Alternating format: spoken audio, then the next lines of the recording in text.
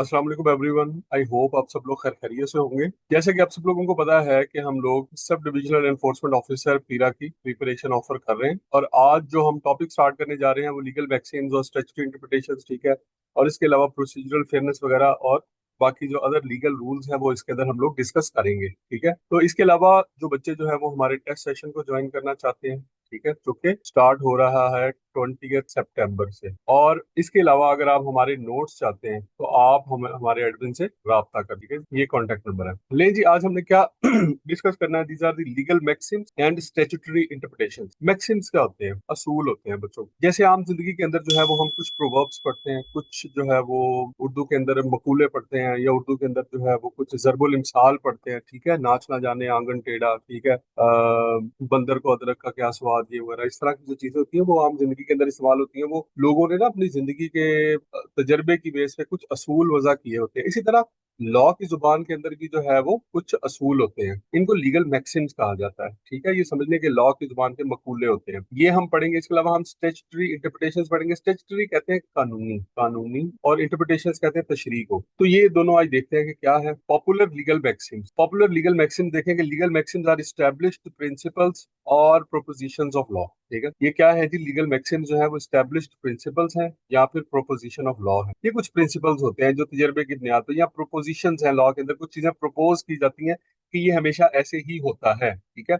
और उसका पर्पस क्या होता है? पर्पस यही होता है कि हम आखिरकार फाइनली किसी न किसी डिसीजन पर पहुंचे। जैसे हम ये कहते हैं कि ignorance of law is no excuse, कि ये तो मैं उसको इंग्लिश में तर्जमा कर रहा हूँ, लेकिन ये मैक्सिम जो है ये लैटिन जुबान में होती है, लातीनी जुबान में होती है, लातीनी, जिसको इंग्लिश में ऐसे लिखा जाता है लैटिन, ठीक है। जैसे हम कहते हैं ignorance of law is no excuse. मिसाल के तौर पे जैसे कि मेरा जो है वो इन्फोर्समेंट के एक इदारे से ताल्लुक है, तो वहां पर अक्सर लोग जो है वो ये कहते हैं कि सर हमें इस कानून का पता ही नहीं था। तो हम उनको अक्सर यही कोट करते हैं कि भाई ignorance of law is no excuse. अगर आपको लॉ का पता नहीं है तो इसमें इदारे का कोई कसूर नहीं है, या इसमें स्टेट का कोई कसूर नहीं है, बल्कि ये आपकी रिस्पॉन्सिबिलिटी थी कि जो काम आप कर रहे हैं उससे रिलेटेड जो लॉज हैं उनको आपने लाजमी सीखना था। तो पॉपुलर लीगल मैक्सिम्स जो है वो डिस्कस करते हैं वन बाय वन। बहुत ही आसान है और बड़ा इंटरेस्टिंग जो है वो हमारा ये आज का लेक्चर होने वाला है। Legal maxims are established principles and propositions of law often expressed in Latin, ठीक है, लातीनी जुबान में, that serve as guideline rules for the court and lawyer. ये कोर्ट और लॉयर के लिए गाइडलाइंस होती है। They are not themselves laws passed by the legislature.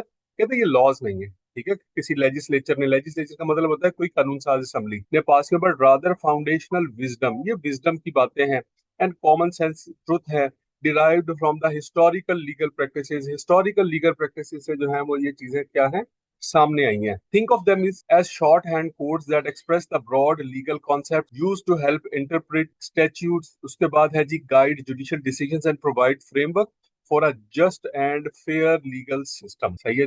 अब देखते हैं इसमें क्या, think of them as shorthand codes. ये शॉर्ट हैंड कोड्स हैं, ठीक है। उसके बाद ब्रॉड लीगल कॉन्सेप्ट्स को एक्सप्रेस करने के लिए, use to help interpret statute, कवानीन की तशरीह के लिए, guide judicial decision, judicial decision में इससे हेल्प ली जाती है, सही है। जिस तरह से वो है अभी मैंने आपको बताया कि ignorance of law is no excuse. तो इसका क्या मतलब ये है कि यहाँ पर आपने अगर कोई फैसला करना है कि उस शख्स को जो वाकई उसका कसूर है या नहीं है, तो फिर यहाँ से आपको बड़ी हेल्प मिलेगी। And provide a framework for just, just से मुराद ये जस्टिस वाला है, एंड फेयर लीगल सिस्टम। और इंपॉर्टेंट लीगल मैक्सिम्स आर, अच्छा ये इंपॉर्टेंट लीगल मैक्सिम्स कौन कौन से हैं? Actus reus non facit reum nisi mens sit rea. अच्छा ये जो है लैटिन है, ये आपने इसको जो है वो थोड़ा सा इसी तरह पढ़ लेना है। The act itself does not constitute guilt unless done with a guilty mind. कहता है एक्ट जो है उसके अंदर गिल्टी होती है, लेकिन उसके पीछे जो माइंड होता है वो गिल्टी होता है। मिसाल के तौर पे अगर आपको गलती से किसी को एक्सीडेंट कर दें, ठीक है, आप किसी में हिट हो जाएं गाड़ी चलाते हुए, तो कोई मसला नहीं है। लेकिन अगर आप जानबूझ के किसी को हिट कर रहे हैं तो फिर वो क्या है, वो गिल्ट है, और वो क्या है, ऑफेंस है। The maxim is a corner stone of criminal law. ये क्रिमिनल लॉ के अंदर ये बहुत ज्यादा इस्तेमाल होता है। It means that for a person to be found guilty of a crime they must have not only performed the forbidden act, ठीक है, एक्टस रियूज, but also propose a wrong और blameworthy state of mind. तो वहां पर जो है ना ये ब्लेम वर्दी स्टेट ऑफ माइंड जो है उसका मौजूद होना जरूरी है, ये स्टैब्लिश करने के लिए कि इसने वाकई ऑफेंस किया है, सही है, कि ये गलती से इसे ये काम नहीं हुआ बल्कि जानबूझ के इसने ये काम किया। For instance accidentally hitting someone is not a crime unless there is a intentional or reckless disregard for their safety, ठीक है, इसका मतलब। लेकिन अगर कोई जानबूझ के बहुत ज्यादा तेज रफ्तारी के अंदर जो है वो गाड़ी चला रहा है, तो ऐसी सिचुएशन के अंदर क्या होगा कि वाकई वो ऑफेंस होगा। उसके बाद है जी सेकंड मैक्सिम क्या है, audi alteram partem. Audi alteram partem, hear the other side, hear the other side. ये बड़ा इंपॉर्टेंट है जी लीगल मैक्सिम। मिसाल के तौर पे लोग होता ये है कि कोई एक कोई शख्स आपके पास आया कि जी फलां ने मेरे साथ ऐसा किया, तो फौरी तौर पे आपका एक माइंड जो है वो डेवलप हो जाता है, बजाय इसके कि आप दूसरे की बात सुने, फौरी तौर पे जो है वो आप की हमदर्दियां उस शख्स के साथ चली जाती हैं। लेकिन जस्टिस सिस्टम इस पे नहीं चलता, वो कहता है कि दोनों की बात सुने। This is one of the two core principles of natural justice. It means that no person should be condemned without being given a fair opportunity to present their case. किसी भी शख्स के खिलाफ जो है फैसला नहीं कर सकते जब तक जो है वो आप उसको अपॉर्चुनिटी ना दे कि भाई आप भी आए और आके अपना जो है वो केस बताएं। This includes being properly notified for the allegations against them and being able to respond to the evidence and argument put forward by other part। और फिर उसको जो है वो रिटर्न में बताया जाता है कि आपके अगेंस्ट यही एलिगेशंस हैं, और फिर जो है वो और उसको जो है वो रिस्पॉन्ड करने का प्रॉपर मौका भी दिया जाता है। तो this is here the other side. तीसरा है जी नीमो ज्यूडिक्स इना कॉजस हुआ, नो वन शुड बी जज ऑफ देयर ओन कॉज। अच्छा भाई, ये जो जज ऑफ देयर ओन कॉज का मतलब ये है कि आप अपने मैटर के अंदर जज नहीं बन सकते। इसका मतलब ये है कि जज का जो है उस मामले में कोई इंटरेस्ट नहीं होना चाहिए, वो अनबाइस्ड पर्सन होना चाहिए। तो this is the second fundamental principle of the natural justice which upholds the rule against the bias. It requires that the person making a decision in a legal or administrative proceeding must be impartial। एक तो impartial होना चाहिए, not have any personal, financial or other interest in the outcome of the case. और case के outcome में उसका किसी किस्म का इंटरेस्ट नहीं होना चाहिए, यानी उसने किसी से पैसे ना पकड़े हुए हो, ठीक है, या कोई पार्टी जो है वो उसका रिश्तेदार ना हो। The maxim ensures that the justice is not only done but also seen to be done. ये बड़ी जबरदस्त मैक्सिम, ये लाइन है जो कि हमेशा जो है वो लॉ के कॉन्टेक्स्ट में इस्तेमाल की जाती है कि इंसाफ सिर्फ इंसाफ नहीं करना बल्कि इंसाफ होता हुआ नजर भी आना चाहिए। ठीक है, नजर भी आना चाहिए का मतलब ये है कि जो प्रोसेस है उसके अंदर भी इंसाफ होना चाहिए। ना सिर्फ आपने इंसाफ करना है बल्कि इंसाफ होते हुए नजर भी आना चाहिए। उसके बाद नंबर 4 है, फोर्थ मैक्सिम है, दिस इज रेस इस्पा loquitur, the thing speaks for itself. ये क्या है जी? The maxim is also used in the law of negligence. ये लॉ ऑफ नेग्लिजेंस के अंदर इस्तेमाल होता है। It means that the circumstances surrounding an accident are so obvious that it can be inferred that negligence occurred without the need for direct proof of the defendant's specific action। For example, if a patient wakes up during the surgery। अब देखिए इसमें थोड़ा सा जो है उसको दोबारा पढ़ लेते हैं। This maxims is used in the law of negligence.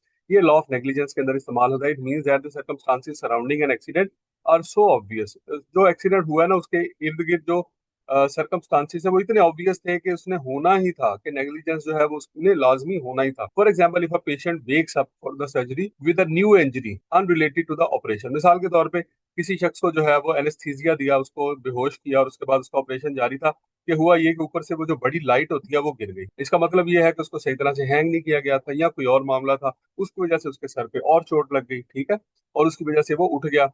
तो इसका मतलब ये है कि वो ऑपरेशन से रिलेटेड नहीं है बल्कि अदर रीजन की वजह से, अदर नेग्लिजेंस की वजह से जो है वो एक और जो है वो उसको इंजरी हो गई। तो यहाँ पे उसने मिसाल भी दी। For example, the patient wakes up for the surgery from the surgery with a new injury unrelated to the operation, की एक न्यू इंजरी हुई और जो कि उसका ऑपरेशन से कोई ताल्लुक नहीं था।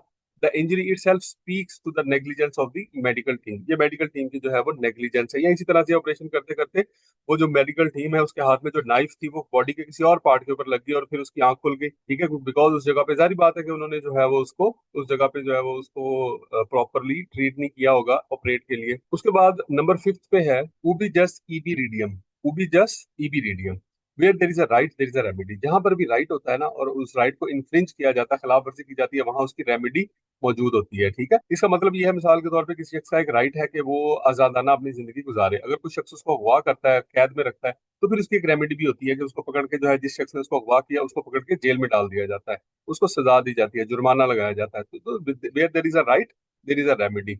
This principle stresses that assert that the law will not allow a person to suffer a wrong without providing a means to rectify। कहते जब भी जो है वो कोई कुछ रॉन्ग होता है, ठीक है, asserts that the law will not allow a person to suffer a wrong without providing means to rectify it। कि कोई भी शख्स जो है उसके साथ जब कोई कोई ज्यादती हो गई, ठीक है, उसका कोई लॉ जो है वो उसका कोई राइट जो है वो मजरू हो गया, तो फिर दूसरी पार्टी जो है उसको उसका जो है वो किसी ना किस्म का उसको ऑर्डर दिया जाता है कि भाई आप इसको रेक्टिफाई भी करें। सही है, मिसाल के तौर पे किसी शख्स के पास चोरी हो गई है, तो जब उसको पकड़ लिया जाएगा तो चोरी का माल क्या किया जाएगा? बरामद किया जाएगा, साथ उसमें सजा भी दी जाएगी। कोई शख्स दूसरे को मारता है तो उसको उतने अरसे के लिए जो सजा के तौर पर क्या किया जाएगा, उसको जेल में रखा जाएगा। If a legal right has been violated, अगर किसी बंदे का लीगल राइट जो है वो वायलेट हुआ है, the legal system will provide a remedy, legal system के अंदर रेमेडी होनी चाहिए। कहते हैं सिस्टम जो है उसके अंदर क्या हो, रेमेडी हो, to the person whose right has been infringed upon, उस पर्सन के लिए जिसका राइट जो है, जिसका हक जो है वो मजरूह हुआ। It is a foundational concept that ensures the enforceability of rights. ये इन्फोर्सिबिलिटी ऑफ राइट्स के लिए क्या है, एक फाउंडेशनल प्रिंसिपल्स है, फंडामेंटल प्रिंसिपल है। इसका मतलब है where there is a right there is a remedy. तो उसके बाद है जी सिक्स में है स्टेयर डिसाइसिस, स्टेयर डिसाइसिस, to stand by the things decided, to stand by the things decided. इसका मतलब ये है कि जो आपने पहले डिसीजंस लिए हैं उन्हीं बेसिस पे नए डिसीजंस लें। मिसाल के तौर पे चोरी की है एक शख्स ने, तो आपने जो है वो उसको सजा दी है 1 साल, ठीक है, और चोरी का माल भी बरामद किया है, माल बरामदी। तो अब कुछ अरसे के बाद और जो है वो किसी शख्स ने चोरी किया, तो उसके ऊपर भी जो है वो इसी तरह की सजा होनी चाहिए, बजाय इसके को आप ये कहें कि ठीक है जी माल बरामद करा दें, बाकी जो है वो इसको छोड़ दें। ऐसा नहीं। तो this is the legal doctrine of president. President का मतलब होता है कि जो पास्ट एक्सपीरियंस है, पास्ट में आपने जो फैसला कर दिया, एक प्रेसिडेंट आपने सेट कर दिया। It means that the court should abide by the previous rulings in similar cases. जो प्रीवियस रूलिंग्स हैं सिमिलर केसेस के अंदर, उसको आपने अबाइड बाय लाजमी करना है, ठीक है, उसका आपने ख्याल रखना है। बिकॉज इसमें इसके बिहाइंड जो प्रिंसिपल है वो ये है कि अगर आप ब्रिटिश का लीगल सिस्टम देखें तो वो सिर्फ केस स्टडीज के ऊपर बिलोंग करता है। बिकॉज उनके वहां पर कोई रिटर्न कॉन्स्टिट्यूशन, कोई दस्तूर वगैरह जो है वो नहीं है, सही है। वहां पर एक्ट्स वगैरह जो है वो आमतौर पर ज्यादा मौजूद नहीं है। हमारे तो पीपीसी देख लें, सीआरपीसी देख लें, इतने बड़े बड़े लॉज मौजूद है। लेकिन वहां पे वो सारे का सारा केस स्टडी बेस पे चलता है। किस बेस पे चलता है, केस स्टडी। यानी प्रीवियसली इस तरह का अगर कोई मामला हुआ है तो उसमें क्या डिसीजन हुआ था, उसी बेस पे चलता है। Similar facts and issues are decided by the same way, thus allowing people to rely on past decisions, ठीक है जी। तो पास्ट डिसीजंस के ऊपर जो है वो रिलाई करते हैं। हैबिस कॉर्पस क्या है, you must have the body, you must have the body. This is a legal writ that requires a person under arrest to be brought before the court. हैबिस कॉर्पस का मतलब ये है कि अगर आपने किसी शख्स को गिरफ्तार किया, जैसे मैंने बताया कि जो भी शख्स गिरफ्तार किया जाएगा उसको विद इन 24 आवर्स आप क्या करेंगे, जो इलाका मजिस्ट्रेट है उसके सामने पेश करेंगे, ऐसे ही है, बिफोर अ कोर्ट और अ जज। Its purpose is to ensure that the person detention is lawful. इसका मकसद ये है, ये जाहिर करना है कि वो लॉफुल डिटेंशन में है, एंड टू प्रिवेंट आर्बिट्री और अनलॉफुल इम्प्रिजनमेंट। ऐसा नहीं है कि कहीं जो है वो इन्होंने बंदे को पकड़ा और किसी जो है वो प्राइवेट जगह पर किसी के घर में ले जाके बंद कर दिया, ठीक है, अनलॉफुल इम्प्रिजनमेंट नहीं है। It is a fundamental safeguard of personal liberty. Personal liberty जो है वो हमारा कॉन्स्टिट्यूशन इसको इंश्योर करता है, और ये क्या है कि उसका फंडामेंटल सेफगार्ड है एक तरह। इग्नोरेंशिया ज्यूरिस नॉन एग्जॉस्ट, ठीक है, ये क्या है जी, ignorance of law is no excuse. This maxim holds that the persons lack of knowledge about the law is not a valid defence against the violation. इसका मतलब ये है कि अगर कोई शख्स जो है उसको लॉ का पता नहीं है, तो वो ये नहीं कहता कि जी ये लॉ मेरे ऊपर इंप्लीमेंट नहीं होता क्योंकि मुझे इसका पता ही नहीं था। It is based on the idea that everyone is presume to know the law of the land. Law of land का जानना हर बंदे के लिए जरूरी है। मिसाल के तौर पर कोई शख्स चोरी करता है और वो कहता है कि जी मुझे पता नहीं था कि ये चोरी जो है, या कोई शख्स जो है वो गुटखा बेच रहा है और उसको पकड़ लिया गया, तो बाद में कहता है मुझे तो पता ही नहीं था कि ये जो गुटखा बेचना है ये किसी किस्म का कोई जुर्म है। तो जो काम कर रहा है उसके मुतालिक लॉ जो है उसको पता है, ये अज्यूम किया जाता है। This principle is necessary for the smooth and fair functioning of the legal system, ठीक है, लीगल सिस्टम की स्मूथ और फेयर फंक्शनिंग के लिए ये बहुत जरूरी है। नेक्स्ट आ जाता है जी रेस ज्यूडिकाटा, अब मैटर ऑलरेडी जज। अगर एक मैटर जो है उसको ऑलरेडी जज हो गया, फैसला हो गया, तो फिर उसको दोबारा बार बार जो है वो उसकी अपील नहीं एंटरटेन की जाएगी, या उस कोर्ट के अंदर एंटरटेन नहीं की जाएगी। हाँ, उससे ऊपर वाली कोर्ट के अंदर जाके एंटरटेन वो कर सकता है, लेकिन उसमें भी जारी बात एक लिमिट है कि सुप्रीम कोर्ट तक जा सकता है, उसके बाद अपील का हक जो है वो खत्म हो जाता है। This maxim prevents a person from the री litigating legal issues that are already been decided by the competent court। एक competent court ने एक इशू डिसाइड कर दिया, अब वो वहां पर दोबारा अपील नहीं कर सकता, बल्कि वो क्या करेगा, उससे ऊपर वाले फोरम में जाएगा। It promotes finality of the legal proceeding. अगर ऐसा ना हो तो फिर लोग अपील करते रहे, सारी जिंदगी अपील करते रहे और दूसरे बंदे को केस में उलझाई रखे। And prevents the same parties from endlessly sewing. Endlessly sewing का मतलब ये है कि ना खत्म होने वाले जो है वो मुकदमा, ना खत्म होने वाले मुकदमा। ये स्यू का मतलब होता है मुकदमा फाइल करना, एंडलेस ना खत्म होने वाला। Each other every over the same fact, ठीक है जी, वो एक दूसरे के ऊपर जो है मुकदमे करते रहे। Once a matter is finalised it is consider to be at rest, उसको एट रेस्ट कंसीडर किया जाता है। इसका मतलब ये है कि अब ये जो फैसला होना था इसका हो गया, अब आगे चले। 10वां लीगल मैक्सिम क्या है जी, ex turpi causa non auditor actio। An action does not arise from a shameful cause, ठीक है, an act does not arise from a shameful cause। ये होता क्या, देखते हैं अब इसको। The maxim prevents a person from bringing a legal claim if the claim is based on their own illegal or immoral act। इसका मतलब ये है कि कोई शख्स जो है मिसाल के तौर पे वो चोरी करने गया, सही है, और आगे से दूसरे शख्स ने जो है वो उस पर डंडा मार के सर फाड़ दिया, तो वो जाके थाने में ये नहीं कह सकता कि जी मैं वहां पे गया और इसने मेरा सर फाड़ दिया। तो पहले सबसे पहले तो ये पूछेंगे कि भाई साहब आप वहां पे कर क्या रहे थे, ठीक है, आपकी इंटेंशन क्या थी, किस इंटेंशन के साथ आप वहां पर गए थे। For example, a burglar who injures himself while committing a crime cannot sue the home owner for negligence। वो ये नहीं कह सकता कि जी इसकी नेग्लिजेंस है, इसकी वजह से जो है वो, सबसे पहले जो उसकी इंटेंशन देखी जाएगी, ठीक है, उसका कॉज देखा जाएगा कि वो किस कॉज के लिए वहां पे गया। The law will not assist a person who basis there claim on their own misconduct. अगर उसका अपना मिसकंडक्ट है तो फिर उसका इस किस्म का कोई भी क्लेम जो है वो एंटरटेन नहीं किया जाएगा, कोई किसी किस्म की एफआईआर फाइल नहीं की जाएगी। उसके बाद क्या आ रहा है, volenti non fit injuria, volenti non fit injuria, to a willing person no injury is done, to a willing person no injury is done, this is defence of tort law. Tort का मतलब क्या होता है, खिलाफ verge, तकलीफ, ये सारे tort है, टॉर्ट के मुख्तलिफ type, particularly negligence, this is a defence in tort law. Tort के अंदर जो है वो क्या है, ये एक तरह का या पर्टिकुलरली नेग्लिजेंस की वजह से किसी को कोई तकलीफ होती है तो उसमें एज ए डिफेंस इस्तेमाल होता है। It means that if a person voluntarily exposes themselves to a known and expected risk, an accepted risk of harm।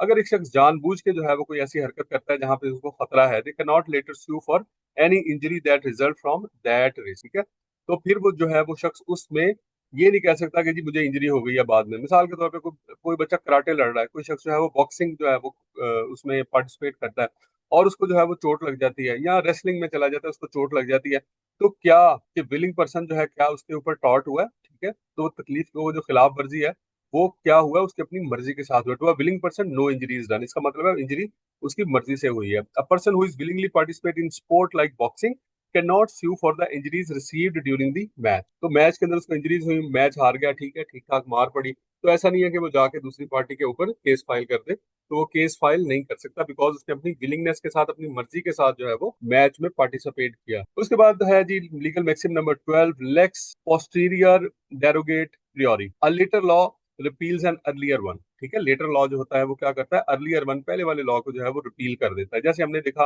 कि ये जो कॉलोनाइजेशन एक्ट है, इसने टेनेंट्स एक्ट 1893 वगैरह जो है उसको क्या कर दिया, रिपील कर दिया। इसी तरह और बहुत सारे लॉ हैं, वो जब आते हैं तो पुराने लॉ को कैंसिल कर दिया जाता है, रिपील कर दिया जाता है। This principle is used to resolve the conflicts between two statutes. जब जब एक ही चीज के ऊपर दो स्टैट्यूट्स मौजूद होते हैं तो वो एक को क्या करते हैं, रिपील कर देते हैं, बिकॉज उनके अंदर जो कोई ना कोई चीजें ऐसी होती हैं जो कॉन्ट्राडिक्टरी होती हैं, बिकॉज पुराने लॉ के अंदर कुछ लकूनाज होते हैं, कुछ खामियां होती हैं, जिनको खत्म करने के लिए जो है वो नया लॉ बनाया जाता है। ठीक है, तो ओल्ड लॉ जो है जब वो उसकी जगह पे एक न्यू लॉ आ जाता है तो फिर क्या करते हैं, इसको खत्म कर देते हैं, रिपील कर देते हैं, कैंसिल कर देते हैं। It means that if there is direct contradiction between the earlier law and the latter law, अगर वो मौजूद है या कोई और मामला है, the newer law is presume to take precedence. तो न्यूअर लॉ जो है उसको जो है वो बरतरी दी जाएगी। This ensures that the most recent will be the legislature is given effect. इसका मतलब है कि लेजिस्लेचर जो है वो क्या चाह रहा है, यानी आपकी जो कानून साज असेंबली है वो क्या चाह रही है, वो जो रिसेंट लॉज हैं उनकी इम्प्लीमेंटेशन को इंश्योर करना चाह रहे हैं।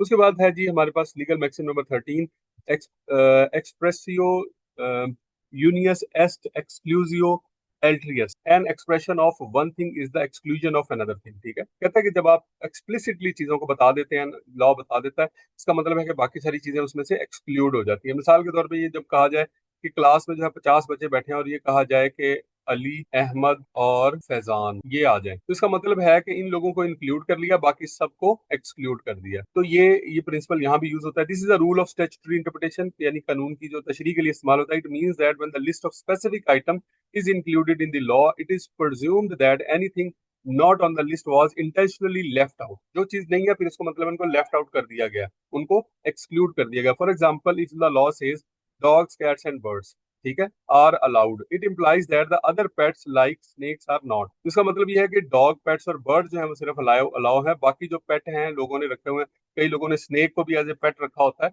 तो वो अलाउ नहीं है। उसके बाद आ जाता है जी ratio decidendi, the reason for the decision. क्या है जी, the reason for the decision. This is a core legal principle और the rule on which the judicial direction decision is based. ये कोर लीगल प्रिंसिपल है जिसके ऊपर कोई भी डिसीजन, लीगल जुडिशियल डिसीजन जो है वो बेस कर रहा होता है। It is the binding element of a president which must be followed by the lower. ठीक है, ये बाइंडिंग एलिमेंट है जो कि लोअर कोर्ट को लाजमी फॉलो करना पड़ता है। ठीक है, it is the crucial part of the judgment distinct from the general remarks. कोई भी जो रीजन है, कोई भी जो डिसीजन है, उसके बिहाइंड कोई ना कोई रैशनल जो है वो लाजमी मौजूद होना चाहिए, उसकी बेस पे कोई ना कोई उसके पीछे कोई ना कोई जो है वो रीजन, कोई ना कोई कॉज जो है वो लाजमी होनी चाहिए।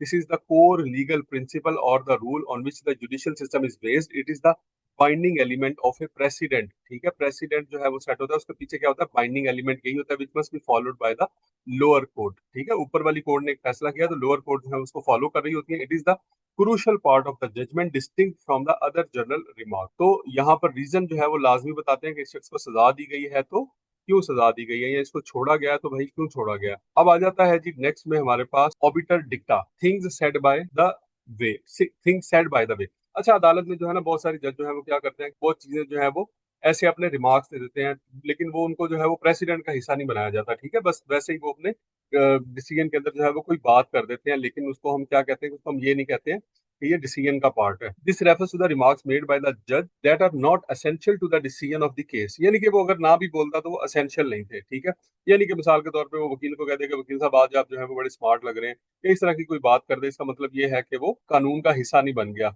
अनलाइक रेशियो डिसाइडेंट, या कहें कि वकील साहब आप बड़े शरीफ आदमी हैं, ठीक है, आप बड़े अच्छे बंदे हैं, तो इसका मतलब ये नहीं है कि वो कानून का हिस्सा बन गया और हर कोर्ट ऑफ लॉ में जाके वो ये कहे कि फलां जो जज साहब है उन्होंने मुझे शरीफ डिक्लेयर कर दिया और सच्चा डिक्लेयर कर दिया, इसका मतलब है कि मैं जो भी कहता हूँ सच ही कहता हूँ। Unlike ratio decidendi, obiter dicta are not binding on lower courts. ठीक है जी, ये जो ऑबिटर डिक्टा है क्या है, ये लोअर कोर्ट्स के ऊपर बाइंडिंग नहीं है। दे में प्रोवाइड गाइडलाइंस और persuasive authority but do not create a legal president. ठीक है, ये गाइडलाइंस तो हो सकती है लेकिन ये एक लीगल प्रेसिडेंट नहीं है, इसकी बेस पे फैसले नहीं किए जा सकते। इसके बाद है जी maxim number 16, causa proxima non remota spectatur. ये है जी immediate cause, not the remote one is looked eight.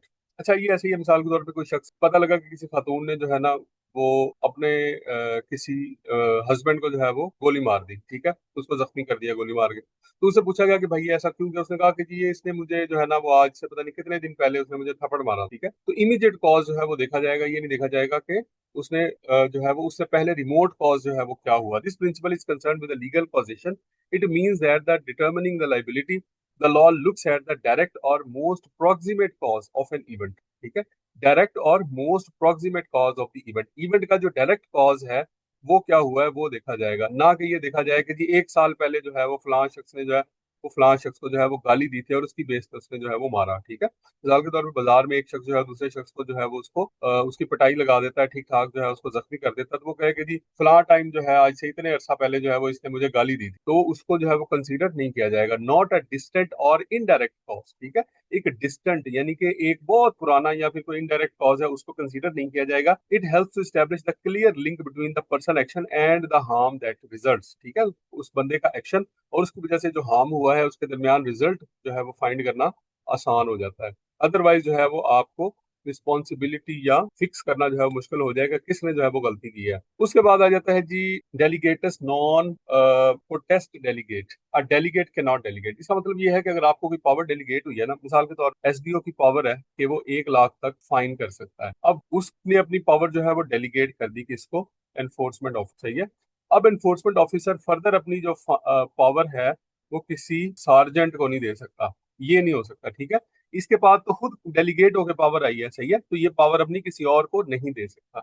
तो एसडीओ भी अगर इसको देगा तो वो with approval of the authority देगा, तो पावर जो है उसको डेलीगेट नहीं किया जा सकता। The maxim means that the person to whom the power और duty has been delegated can not in turn delegate that power और ड्यूटी टू अनदर पर्सन। ठीक है जी, जिसको कोई पावर डेलीगेट की गई फर्दर आगे डेलीगेट नहीं कर सकता। The principle prevents the original authority from being diluted and ensures that the interested person carries out their specific responsibilities personally। जो भी वो काम करेगा पर्सनली करेगा, ये नहीं है कि लोगों से काम करवाना शुरू कर दे। उसके बाद क्या है जी उसके बाद नॉसिटर सोसियस, इसको ये नॉसिटर सोसियस पढ़ेंगे। A word is known by the company it keeps, a word is known by the company it keeps. मिसाल के तौर पे कोई वर्ड है उसका लीगल मीनिंग जो है उसमें थोड़ा सा जो है वो अदालत परेशान है, तो वो क्या करेंगे, उसके जो मिलते जुलते मीनिंग है, उसके जो सैनोनिम्स हैं, उनसे जो है वो उसका मीनिंग जो है वो ड्राइव करने की कोशिश की जाएगी। This is a rule of statutory interpretation used to clarify the meaning of the word that is unclear और ambiguous. The meaning of the doubt of the word is determined by looking at the other words surrounding it in the same context। Same context में जो words इस्तेमाल हो रहे हैं उनको देखा जाएगा। It helps to interpret the law in a way that is consistent with the entire text. ठीक है, it helps to interpret the law in a way that is consistent with the entire text. तो फिर जो है वो फिर इसको इस तरह से इंटरप्रेट किया जाएगा कि वो सारे के सारे कॉन्टेक्स्ट के साथ जो है वो क्या कर रहा है, कंसिस्टेंट है।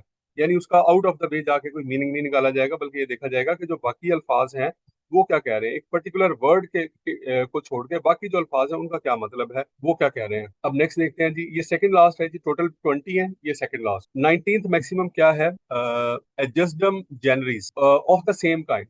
This is another rule of the statutory interpretation when the law list specific items followed by a general term. ठीक है, मिसाल के तौर पे लॉ जो है वो स्पेसिफिक आइटम जो है वो लिख देता है कि ये चीजें सही है, of same kind. The general term is interpreted only include the things of the same kind. तो फिर उसके साथ जो है वो इसका मतलब है कि सेम काइंड, उसी तरह की जो चीजें हैं वो उसमें इंक्लूड की जाएंगी। For example, in a phrase, एक फ्रेज में लिखा हुआ है कि कार्स हैं, ट्रक्स हैं and other vehicle, car, trucks and other vehicle जो है वो यहाँ पर आप पार्क नहीं कर सकते। ठीक है, तो अब जो अदर व्हीकल्स है उसमें सारी व्हीकल्स आ जाती है, लेकिन व्हीकल आएंगी। अब मिसाल के तौर पे उसमें उसमें आप एरोप्लेन जो है वो ऐड नहीं कर सकते, सही है। Would likely to include only motor vehicles, not bicycles और एयरप्लेन्स। ठीक है, तो इसका मतलब ये है कि अब यहाँ पे भी देखिए ना, कार की बात की, इसमें ट्रक की बात की है, अदर व्हीकल की बात की है, तो इसका मतलब ये है कि वो ऐसी व्हीकल्स की बात करना चाह रहे हैं जो कार और ट्रक जैसी है, ना कि एयरप्लेन की बात हो रही है, ना कि वहां पर ट्रेन की बात हो रही है, किसी और चीज की बात हो रही है।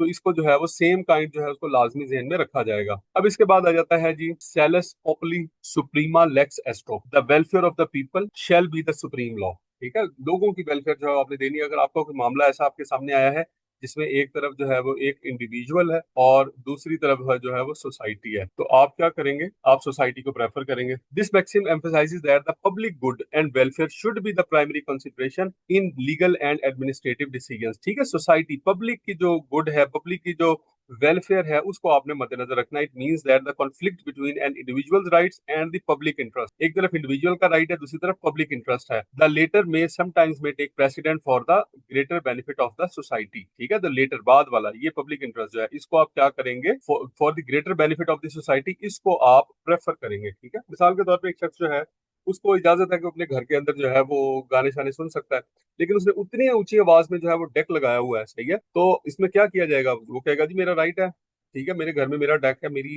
इलेक्ट्रिसिटी है, मैं जो मर्जी करूं। ठीक है, तो ऐसा नहीं है, आप देखेंगे कि पब्लिक इंटरेस्ट उसमें देखा जाएगा कि क्या पब्लिक जो है वो उससे परेशान तो नहीं हो रही, क्या ये इससे पब्लिक नॉइसेस तो नहीं क्रिएट हो रही। तो ऐसी सिचुएशन के अंदर उसको मना किया जा सकता है, उसको शट अप कॉल दी जा सकती है कि आप जो है ये काम नहीं करेंगे, अदरवाइज आपके खिलाफ कानूनी कार्रवाई की जाएगी। तो बच्चों ये थे लीगल मैक्सिम्स। इसके बाद जो है वो हम लोग बाकी जो स्टेचुटरी इंटरप्रिटेशंस हैं और बाकी चीजें हैं वो इसी लेक्चर के दूसरे पार्ट में या अगले लेक्चर के अंदर डिस्कस करेंगे। आई होप कि आज का लेक्चर जो है वो आपको समझ में आया होगा। कोई चीज समझ ना आई हो तो आप जो है वो कमेंट सेक्शन में पूछ सकते हैं या एडमिन के नंबर पर रब्ता करके भी पूछ सकते हैं। ठीक है, तो वो भी मैसेज जो है वो मेरे तक पहुंच जाता है, मैं उसको अगले लेक्चर में या उसी में आपको जो है वो वहां पर उसको एक्सप्लेन कर दूंगा। तो विश ऑल द बेस्ट बच्चों for your test and interview. अल्लाह हाफिज।